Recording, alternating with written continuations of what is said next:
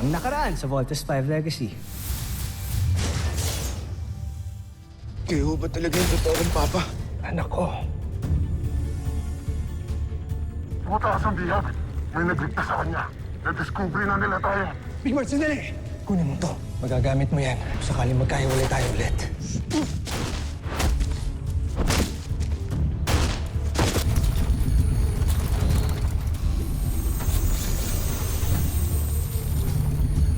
Nakita ko na po si Papa. Ito po, binigay sa akin ni Papa to bago siya mabawi ng mga kalaban. Kami nang bahala mag-decode dito. Ang homesack na Rodka at si Dr. Ned Armstrong ay iisa. Kaya pala malakas ang depensa ng Terra Air 2. Laking gulat na siguro ni Prinsipe Santos pag nalaman niya na may mga kapatid pa siyang iba. Wag! Ilihim mo ito sa kanya, Joel. At itago mo rin sa kanya na buhay pa ang kanyang ama. Thunder Missiles! Buti naman, bumalik ka. Ano pa hinihintay natin? Let's vote!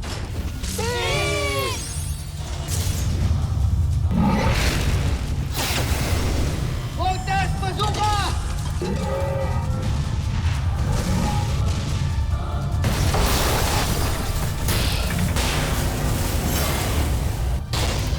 Laser Sword!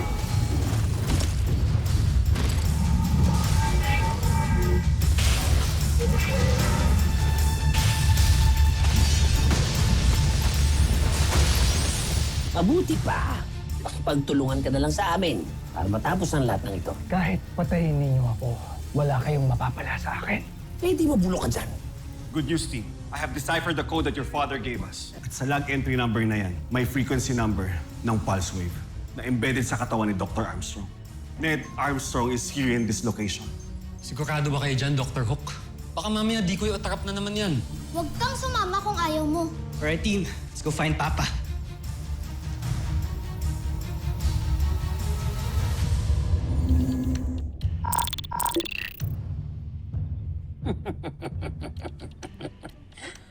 Talagang walang alam sa paggawa ng armas ang ibang General ni Santos.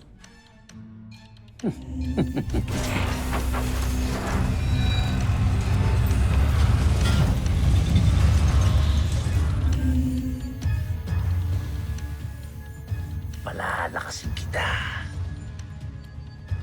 Dahil ikaw na ang tatalo kay Voltes 5.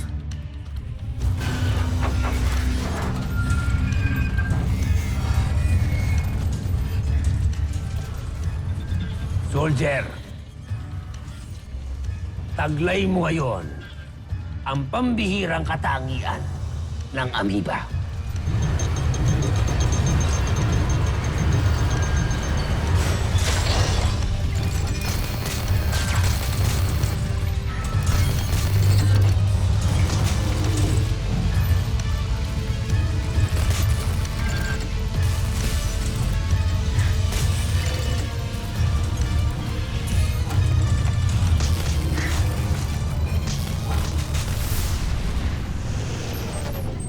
So guys, lumalakas yung signal dito.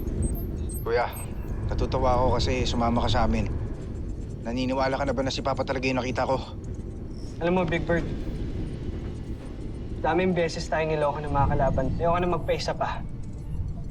But at the back of my head, gusto kong maniwala na nandyan talaga si Papa eh. Huwag kang mag-alala, kuya. Pag nakita mo siya, mawawala lahat ng doubts mo. Sana nga, siya talaga si Papa. Let's just hope for the best, guys. Kaya susubukan ko na ngayon ang iyong lakas.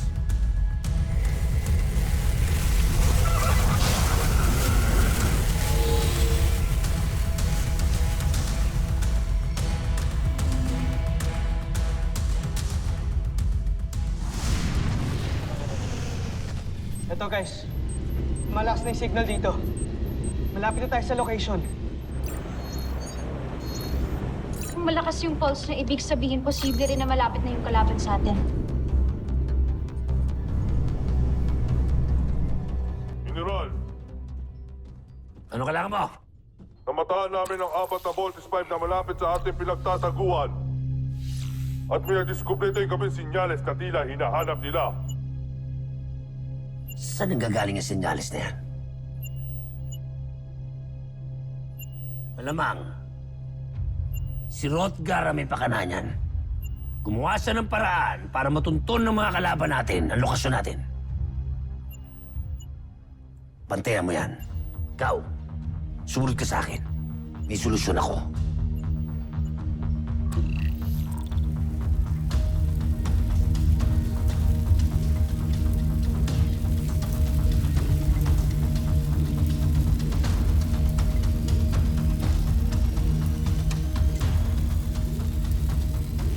Lakasan niyo pa ang enerhiya ng aparato.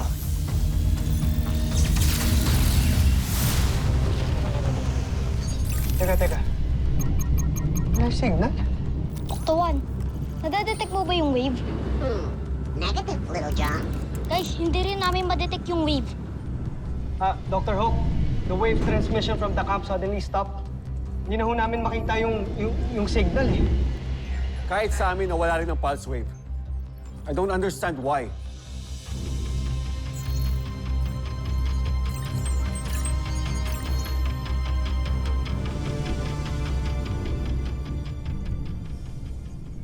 Yan. Sigurado ako, hindi nalulusot ang pangsagap ng senyales ng Vortex Spike sa tindi ng enerhiya na bumabalot kay Rotgar. Ewan ko lang, kung matuntun pa nila to,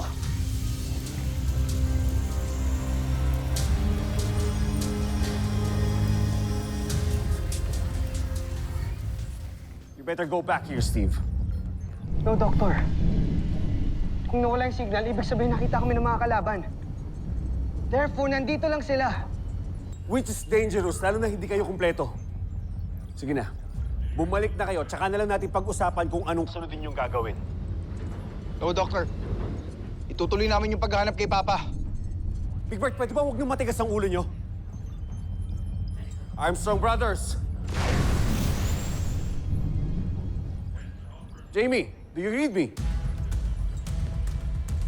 Mark, where are you going? Susundan ko po sila, Dr. Hook. Baka mamaya mapano pa si Jamie. Mark, wait!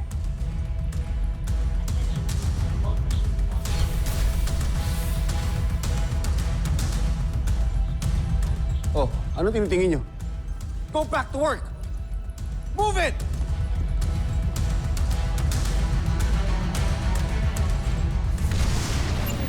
General, hindi pa rin umalis ang kalaban natin.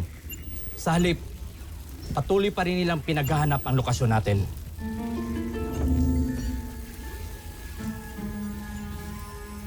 talagang sinusubukan nila ang pasensya ko. Kaya ilabas nyo na ang aking Beast Fighter.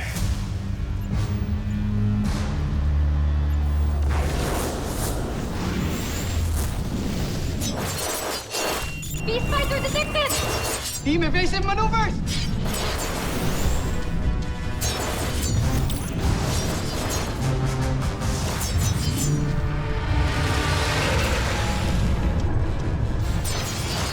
Mukhang yan yung kalaban natin earlier. Mas lumaki siya.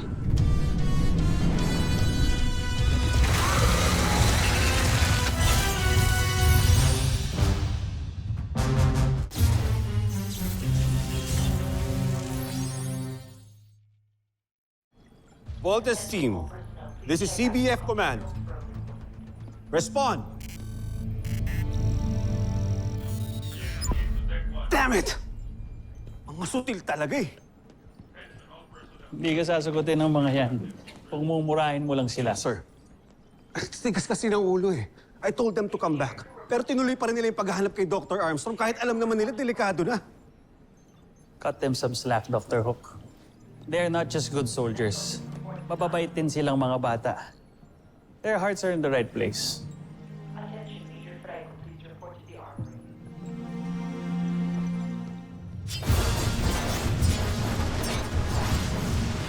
Lakas!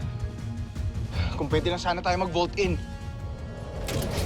Area bomb!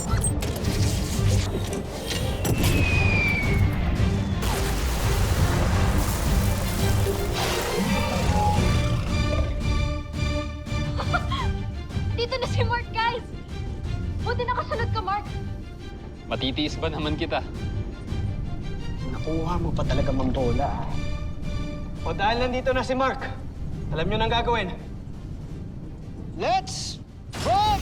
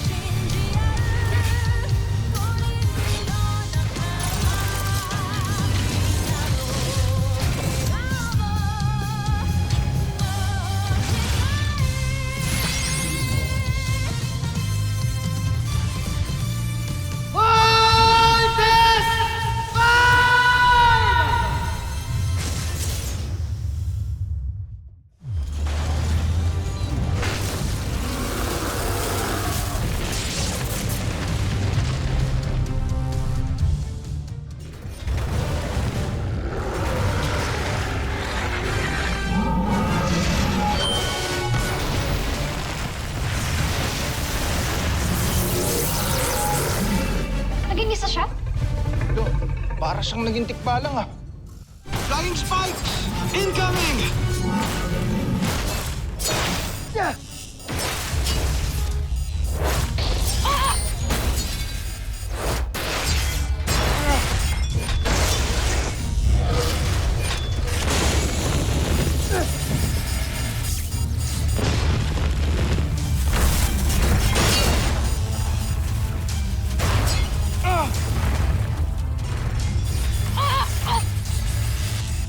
Bakit ba ang hilig nila tayong ipako sa lupa?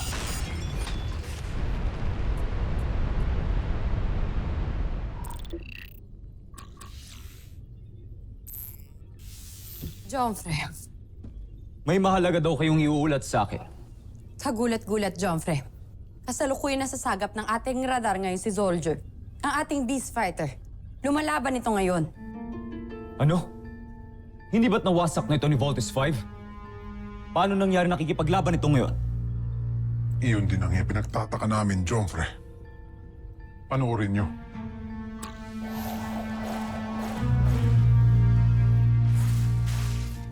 Kamangha-mangha. Winawasak ni Soldier si Voltes 5. Ngunit paano nangyari ito? Wala kaming kinalaman, Joffrey. Hindi kami kikilos na walang basbas ninyo.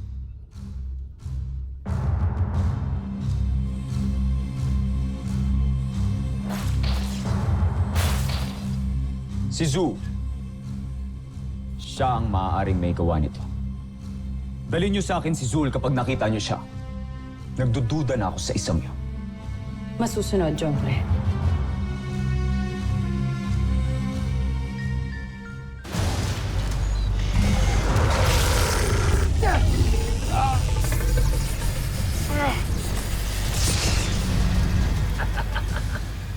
Sige, soldier!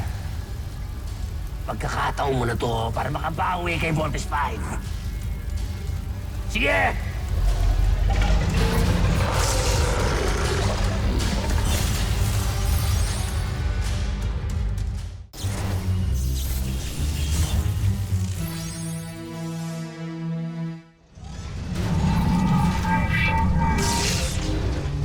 Kapin down tayo!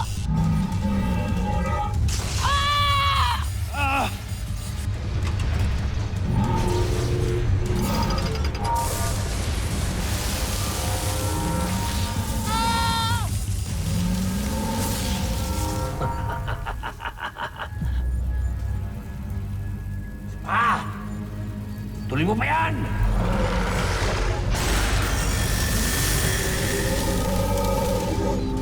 Mark, okay ka lang? Huwag niyo na ako isipin, Steve. Basta pilitin yung mga tayo. Can't even launch any of our weapons! Sumato, kailangan natin makatakas dito sa Beast Fighter na to! Kuya! Yung ultra-electromagnetic beam! Ito na lang yung paraan! Gamitin mo na para hindi na tayo mapuruan ng tikbalang na yan! Ultra-electromagnetic beam! You have to break free! Little John, divert all power to arms. We need to break free.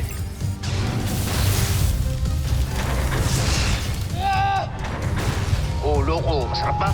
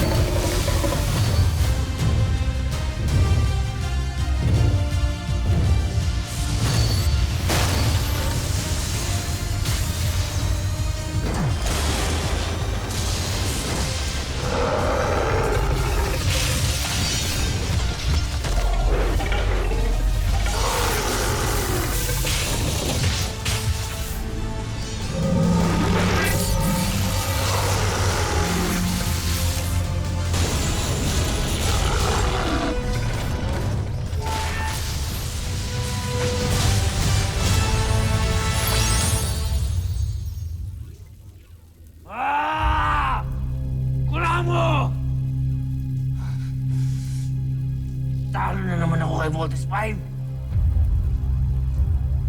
Pinahiya niyo na naman ako!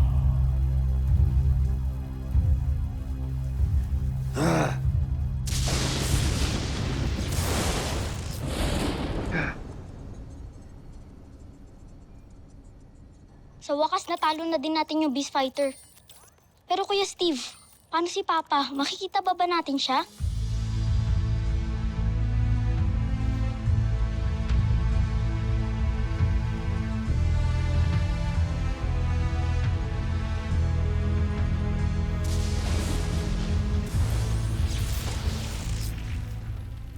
General Zul, may impormasyon kaming nakalap. Naghahanap ka na ng mga kawal ni Prinsipe Zardos. No? Dalhin niyo agad sa akin si Zul kapag nakita niyo siya. Nagtutuda na ako sa isang yun. Baka kailangan kong bumalik muna ka na Santos. Siguraduhin niyo lang. Hindi makakatakas si Rodgar sa aparatong yan. At lakasan niyo pa ang inariya. Masusunod, General.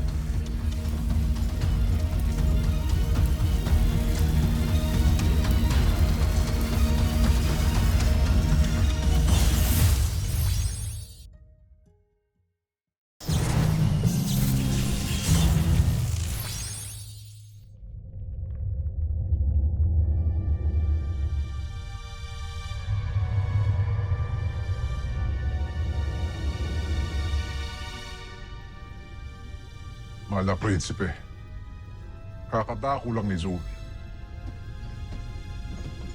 Ano nangyari? Ano nangyari? Ano nangyari?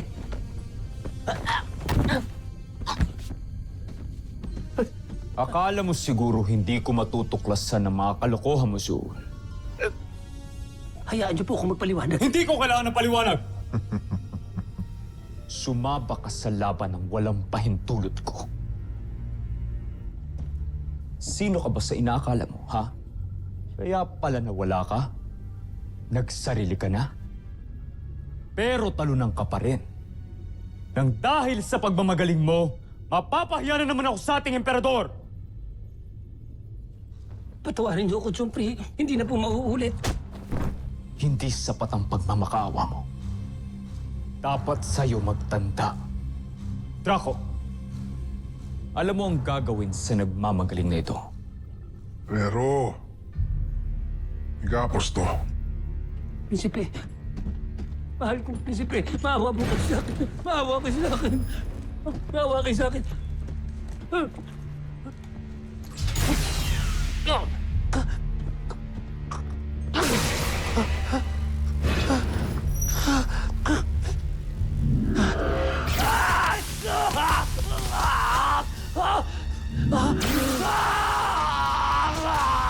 Sige, Draco!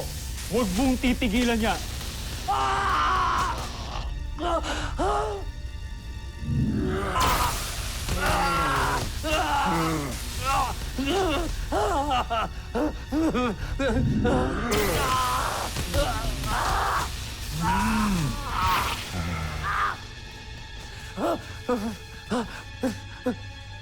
Mahal na Prinsipe. Hayaan niyo po ako magpaliwanag. Nagawa ko lang yun. Dahil gusto ko kayo isalba sa emperador.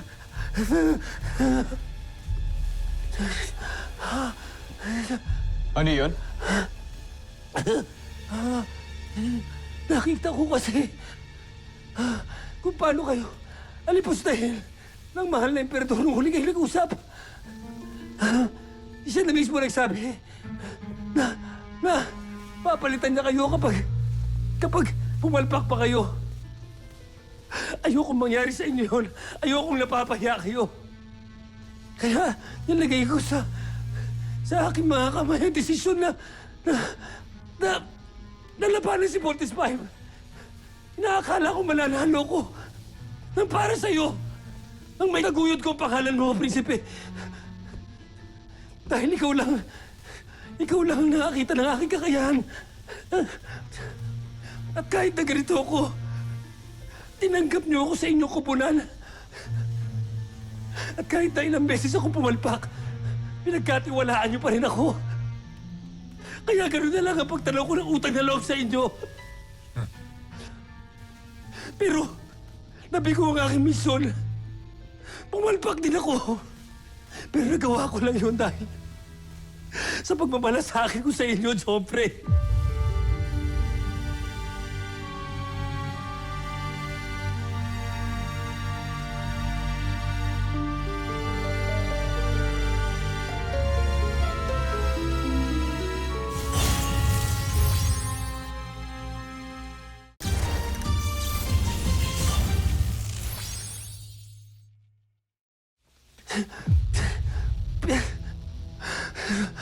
Pwede ba? Huwag mo nang bilugin pa ang ulo ng ating prinsipe para lang makaiwas ka sa parusa mo. Kung sa tingin nyo, wala na ako sa isay. Tatanggapin ko na ito na ang katapusan ko.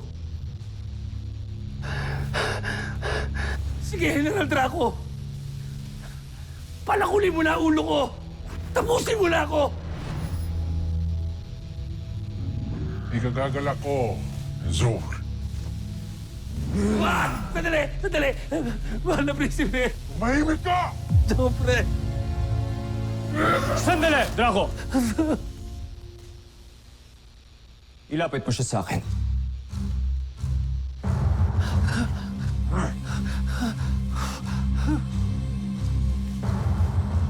Patayin ang enerhiya.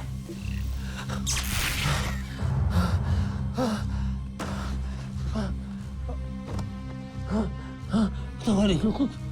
Prinsipe. Sa susunod na magmagaling ka pa, kamatayan ang magiging kaparusahan mo. Maraming salamat, Jompre. Pastangan.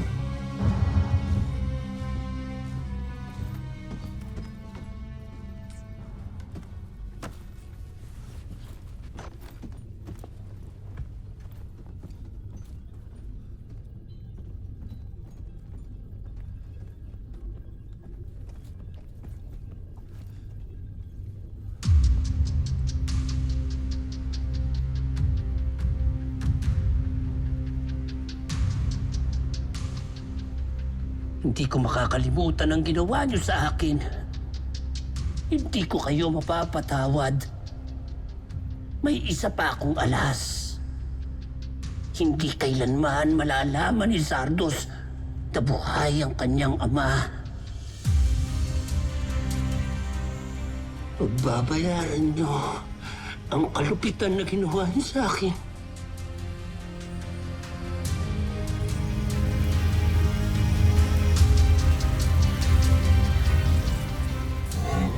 Susunod sa Voltes 5 Legacy.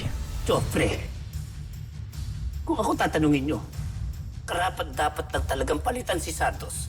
Dahil aminin natin, hindi naman niya talaga kayang sakupin ang Terra Air 2. Alam ko! Kaya sa mga sandaling ito ay naglalakbay na ang aking emisaryo patungong Terra Air 2 para ituwid ang mga pagkakamali ni Zardos. Red alert! Battle stations! Magaling. Napasok na ni Sul ang kanilang kampo. Sana lang talaga ay maniwala ang Voltes 5 na isa siyang kakampi. Dahil kung hindi niya magawa ang aking pinapagawa, buhay niya ang magiging kapayo.